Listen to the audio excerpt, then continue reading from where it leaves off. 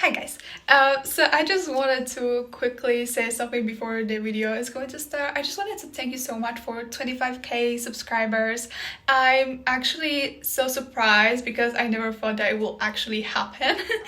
But yeah, thank you guys so much. I love you. K-pop has a dark side of it, which we pretty much know everything about. Body shaming, double standards, overworking, and more.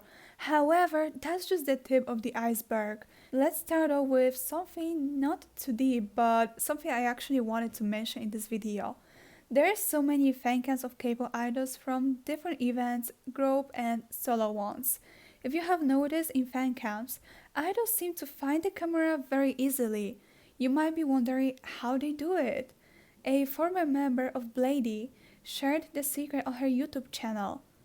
Fancam operators get idols' attention by using an electronic sign with the idol's name of it. Since the timing is pretty short, fan sites often flash their sign at the beginning of the show to catch an idol's attention before the singing and dancing begins. Now let's move to something very creepy. As we know, sasaengs are stalking idols all the time.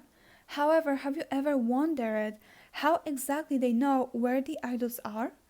That's because in South Korea, something like Sesen Taxi exists.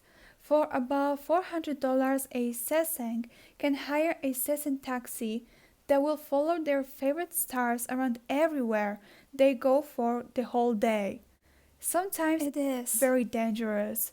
A group of fans, Sesen Taxis, followed the group Super Junior so closely that they ended up crashing into the band's tour bus.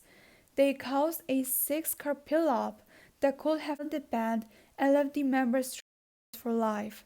However, Seseng do not limit themselves when it comes to stalking their favorite idol. They even hire photographers to get HD photos of the idols, which cost around $500. It's said that the photographers are also extreme fans who are equipped with high-quality, expensive cameras. Idols travel everywhere, and sadly, Sasaengs travel with them too. How do they get the information though? Sasaengs can buy the information of an artist's flight number for about $20 and $25 for the flight seat. Now let's talk about chart manipulation business. GO revealed that there are entire businesses dedicated to raising groups up and holding others back. They do it by blocking Korea's domestic traffic servers and controlling them from aboard.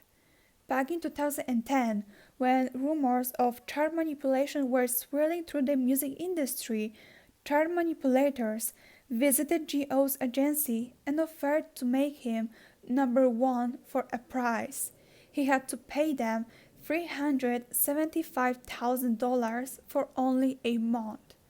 After GO's agency rejected the offer, GO found out about a similar incident happening to 2PM. At the time, they were sharing waiting rooms with 2PM, and one of the members told him about the same person offered them that he would manipulate the charts for about $600,000. Chart manipulation is actually not that canon in K-pop, even though it has been around for a long time. It's mostly the person who can manipulate the charts reaching out to the company of the artist with an offer. Cable companies treat their trainees like it's common practice to ban singers in training from using phones or dating. If they want to have a social life, they're told they're going to have make a hit record first. Some of them are not spending those years just practicing singing and dancing, though they're put to work.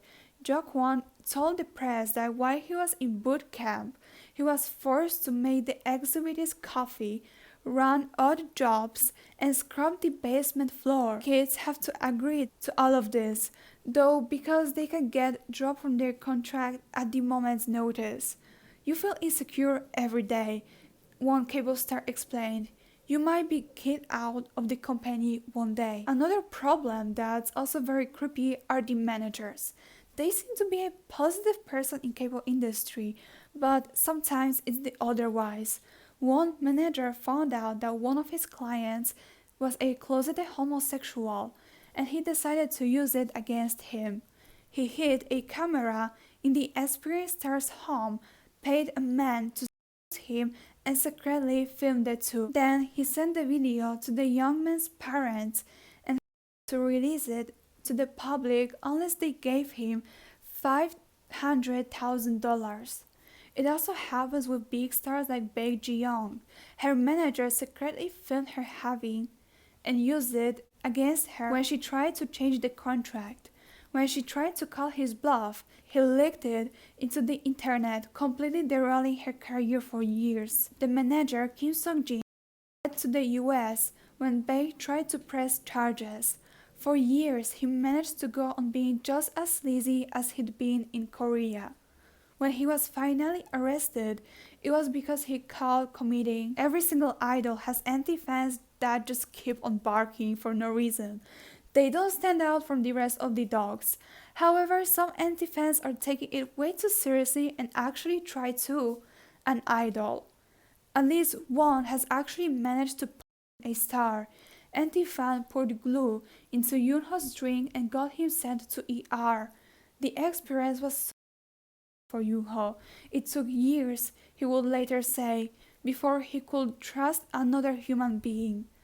He was even scared of drinking orange juice. But the most brutal anti-fans are probably those of Daniel Lee, aka Tablu, a Korean musician who actually earned an entire movement dedicated to ruining his life. Lee had told people that he went to Stanford University, and they didn't believe him, so they started sending him. He tried to calm them down by showing them his master's degree and getting Stanford to back him up, but it didn't work. A conspiracy started saying that he'd stolen a Stanford grad's identity, and it actually got really vicious. People sent him messages calling him a liar and telling him to watch his back. They would call his mother too, with at least one yelling, "You're A," at her over the phone. According to a survey, 1 to 3 of aspiring Korean stars have been. One of the worst of was a man named Yang Suk-wo, a talent coach at Open World Entertainment. Yang was the man the company put in the charge of screening new trainees and putting them through boot camp. And he used his aspiring stars as his own personnel. More than 20 people filed charges against Yang, including multiple minors. Yang would girls drinks, and often while they other times he'd order the boys to the girls while he watched on the CCTV. Yang ended up going to prison, but he's just one of the many. 33% of women in Korean entertainment admitted to having gone through the same thing, but most of them don't say anything about it. So let me guys know what do you think about today's video. I hope you guys enjoyed this. Thank you guys so much for watching. Don't forget to like and to subscribe to my channel for more. Bye!